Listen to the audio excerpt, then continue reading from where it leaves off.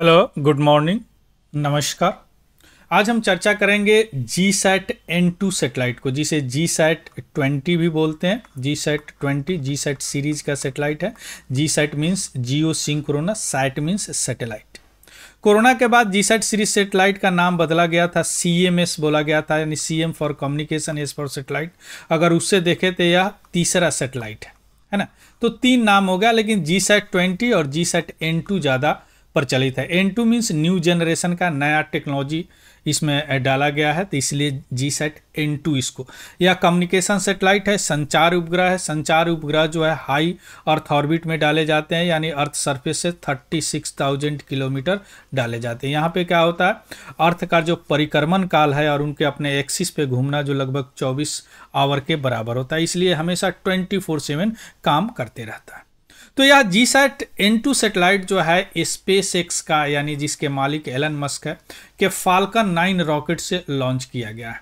अब यहाँ पे हम देखेंगे कि GSAT-N2 है क्या, इसका डेवलपमेंट कैसे हुआ है, इसका पर्पस क्या है, इसका स्पेसिफिकेशन क्या है, या N2 यानी न्यू जनरेशन इसमें क्या डाला गया है। उसके बाद में देखेंगे कि आखिर यह फाल्कन 9 से क्यों भेजा गया, पहली बार भेजा गया। तो फाल्कन 9 नहीं था तो उससे पहले किससे भेजा जाता था, और अब फाल्कन 9 पे क्यों हम इतना डिपेंड हो गए कि उससे भेजा गया स्पेसएक्स से। फाल्कन 9 का भी मैं स्पेशल एक वीडियो बनाया हूँ, स्पेस टेक्नोलॉजी प्लेलिस्ट में जाके चेकआउट कीजिएगा। यह one of the most reliable rocket है और हेवी लिफ्टर रॉकेट है फाल्कन 9। इसे आदमी भी जाते हैं इंटरनेशनल स्पेस स्टेशन में और सामान भी जाते हैं, इसलिए आर्टिफिशियल सैटेलाइट भेजा गया। क्लियर, चलिए शुरू करते हैं। 19 नवंबर 2024 यानी 19 नवंबर 2024 को स्पेसएक्स का फाल्कन 9 रॉकेट के मदद से भारतीय सैटेलाइट यानी इंडियन स्पेस रिसर्च ऑर्गेनाइजेशन, जो स्पेस का अपेक्स इंस्टीट्यूशन है, जिस तरह डिफेंस का DRDO है उसी तरह स्पेस का इसरो है, का GSAT-N2 सैटेलाइट, जिसे GSAT-20 भी सैटेलाइट भी बोला जाता है, यह एक उन्नत किस्म का संचार उपग्रह यानी एडवांस कम्युनिकेशन सैटेलाइट है। कहां से भेजा गया, कनावेरल स्पेस फोर्स स्टेशन फ्लोरिडा से। यह जो मिशन सक्सेसफुल रहा, यह ऑर्बिट में अपना स्थापित हो चुका है। यह क्या है, एक कोलाबोरेशन दिखाता है इंडिया और इस प्राइवेट स्पेस एंटिटी का। स्पेसएक्स प्राइवेट एंटिटी है, चूंकि 2020 में, जून 2020 में हमने प्राइवेट सेक्टर के साथ कोलाबोरेट करना शुरू किया, यानी जो हमने दरवाजे हैं स्पेस सेक्टर का वह प्राइवेट सेक्टर के लिए इस समय जून 2020 से शुरू किया। तो यह क्या आएगा, एक मजबूती प्रदान करेगा प्राइवेट सेक्टर के साथ, और यह वैश्विक अंतरिक्ष जो उद्योग है, इंडस्ट्री है, ग्लोबल स्पेस इंडस्ट्री, उसमें एक मजबूती प्रदान करेगा। क्लियर। अब यहाँ पे कई कीवर्ड है। सबसे पहले देखते हैं कि आखिर GSAT-N2 है क्या। GSAT-N2 क्या है, यानी जियो सिंक्रोनस सैटेलाइट। N2 क्या है, जिसे GSAT-20 भी बोलते हैं, CMS-03 भी बोलते हैं। इसका डेवलपमेंट यानी विकास और पर्पस यानी उद्देश्य की बात करें तो इसका विकास जो है इसरो का लैब किया, ऑफ कोर्स, जो इसरो का सैटेलाइट सेंटर और लिक्विड प्रोपल्सन सिस्टम सेंटर है, दोनों ने मिलकर इसको तैयार किया। अब इसका अगर उद्देश्य की बात करें तो यह हाई थ्रोपुट डाटा रिले करेगा। हाई थ्रोपुट कम्युनिकेशन सैटेलाइट है। हाई थ्रोपुट मीन्स यह एक लार्ज वॉल्यूम में डाटा रिले भी करेगा, यानी एक्सेप्ट भी करेगा और प्रदान भी करेगा, यानी हाई थ्रोपुट डाटा, यानी यार एक लार्ज वॉल्यूम में डाटा। और लार्ज वॉल्यूम की डाटा बोले तो देखिए 48 गीगाबाइट पर सेकेंड, इसलिए हाई थ्रोपुट कम्युनिकेशन सैटेलाइट इसको बोलते हैं। या अब इससे क्या होगा, ब्रॉडबैंड सर्विस को बहुत मजबूती मिलेगा, इनहैंस होगा, है ना। और इससे एक और काम होगा, जो भी एयरक्राफ्ट में हम लोग जाते हैं उसमें मोबाइल ऑफ कर देते हैं, अब हम मोबाइल ऑन करके चलेंगे, यानी इन फ्लाइट कनेक्टिविटी प्रदान करेगा। केवल कुछ रीजन नहीं, पूरे भारत में, पूरे भारत में। क्लियर।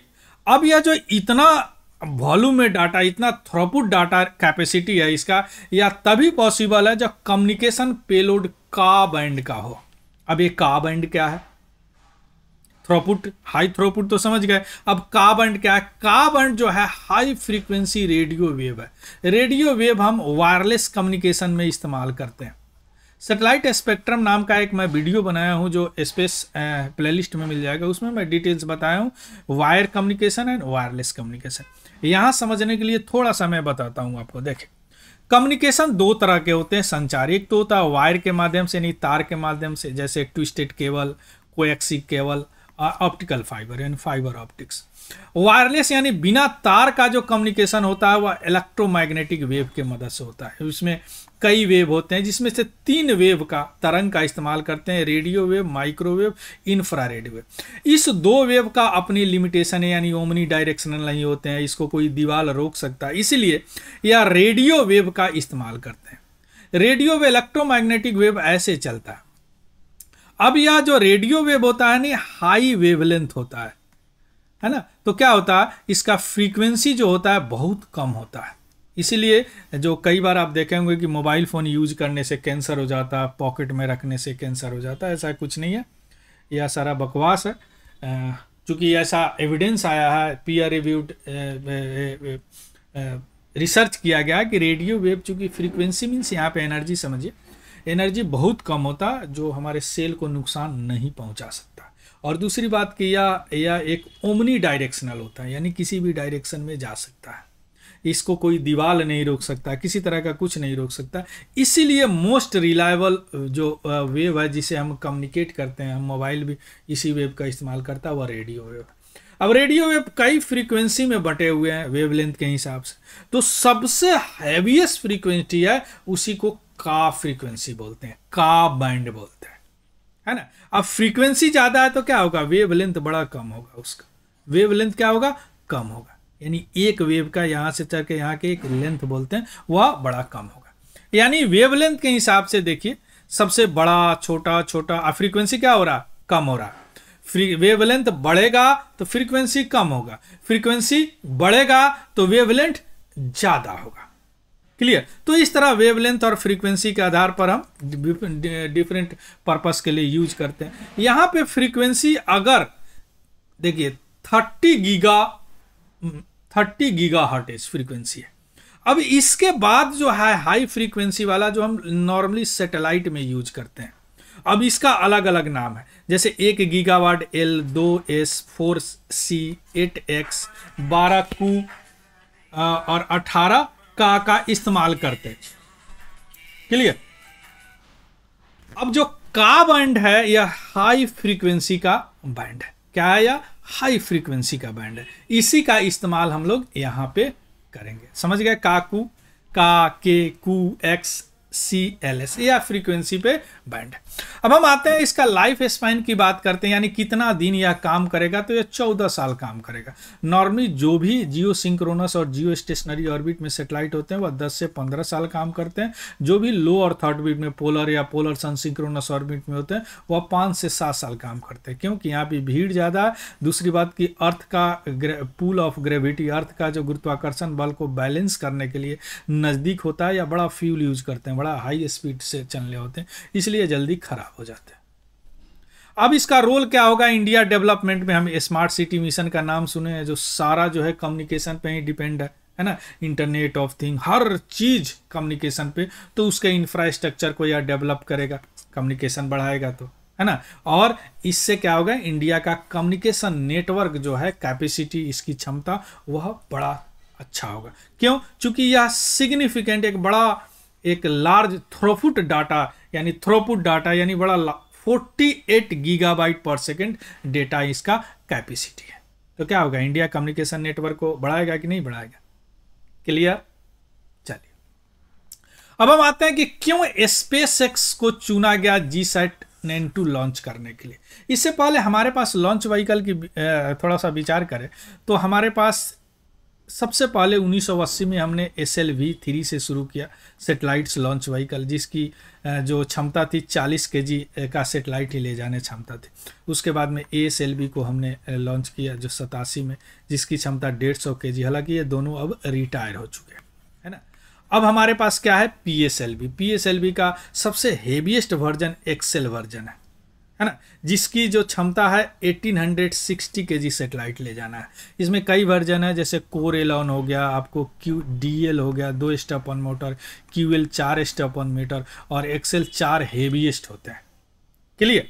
अब ये स्टेप ऑन मोटर ये होते हैं जो अलग से डाले जाते हैं, जो कि इसका क्षमता को बढ़ाते हैं, यानी अर्थ में जो एटमॉस्फेयर प्रेशर है उसको बाहर निकालने में बड़ा मदद करते हैं। क्लियर। तो हमारे पास एक्सेल है। इसके अलावा इसके बाद हमने GSLV लॉन्च व्हीकल को, यानी जियो सिंक्रोनस सेटेलाइट्स लॉन्च व्हीकल को डेवलप किया। इसमें भी 3 है, माइक 1, माइक 2 और माइक 3। यह क्रायोजेनिक इंजन से चलता है, तो क्रायोजेनिक इंजन हमारे पास नहीं था, तो माइक 1 को रसिया से लेके हम लोग चलाए उड़ाए। उसके बाद में हमने खुद डेवलप किया, तो माइक 2 और माइक 3 हमारे पास है, इसको हमने रिटायर कर दिया। माइक 2 जो है हमने इस्तेमाल करते हैं अपना सेटेलाइट भेजने के लिए, और माइक 3 का नाम हमने चेंज कर दिया, इसका नाम कर दिया LVM-3 लॉन्च व्हीकल माइक 3, है ना। यानी सबसे हेवीएस्ट लॉन्च व्हीकल हमारे पास क्या है, GSLV माइक 3 या LVM-3 है। क्लियर। उसके बाद में SSLV भी हमने डेवलप किया, जो 500 kg से कम के सेटेलाइट को ले जा सकता है ना। GSLV माइक 2 2200 यानी 2200। तो हमारे पास हेवीएस्ट लॉन्च व्हीकल क्या है, LVM-3, जिसकी क्षमता कितना है, 400 kg सेटेलाइट को, 4000 kg सेटेलाइट को स्पेस में ले जा सकता है, जियो सिंक्रोनस ऑर्बिट में ले जा सकता है। क्लियर। जबकि इस सेटेलाइट का वजन है 4700 kg यानी 4700। तो क्या होगा, हमारा लिमिटेशन हो गया हमारे लॉन्च व्हीकल का LVM-3 का, पहला कारण। दूसरा कारण कि इस तरह का सेटेलाइट हमने बहुत भी भेजे हैं जो कोई 4000 से कम केजी के, 4000 से ज़्यादा मास के हैं, या LVM-3 के डेवलपमेंट से पहले भी हमने हेवी सेटेलाइट भेजे हैं। तो वह किससे भेजे थे, एरियन स्पेस से भेजते थे, जो कि फ्रेंच कमर्शियल लॉन्च पार्टनर है। उससे सबसे पहले हमने बोला, तो वो बोला कि हमारे पास स्लॉट खाली नहीं है। दूसरा कारण क्या होगा, unavailable Ariane space rocket. Clear. उसके बाद में हमने सोचा कि SpaceX का फाल्कन 9 रॉकेट है जो मोस्ट रिलायबल रॉकेट है, यानी बहुत कम फेलियर होता है। तो इसके साथ हमने डील साइन किया, डील किया, तो इन्होंने एग्री हो गया, इसलिए हमने फाल्कन 9 से या GSAT-N2 सेटेलाइट को भेजा। यानी 3 कारण हमने बताया, सबसे पहले लिमिटेशन, उसके बाद में अनअवेलेबल एरियन स्पेस, उसके बाद हमने इस पे आए SpaceX के, और पहली बार इंडियन सेटेलाइट जो है फाल्कन 9 यानी SpaceX एलन मस्क के SpaceX के फाल्कन 9 रॉकेट से हमने भेजा, सक्सेसफुली भेज दिया। क्लियर। तो इसका PDF हमारे टेलीग्राम चैनल है तिवारी जनरल स्टडी से, वहाँ से आपको मिल जाएगा, वहाँ से देख लीजिएगा, उसको भी ज्वाइन कर लीजिएगा। अगर इन्फॉर्मेटिव लगा हो तो प्लीज़ लाइक, शेयर और सब्सक्राइब जरूर कीजिएगा। कोई अगर कमेंट हो, किसी तरह का कोई डाउट हो, तो प्लीज़ कमेंट सेक्शन में ज़रूर बताइएगा। So thank you, have a good day and happy learning. Thank you very much.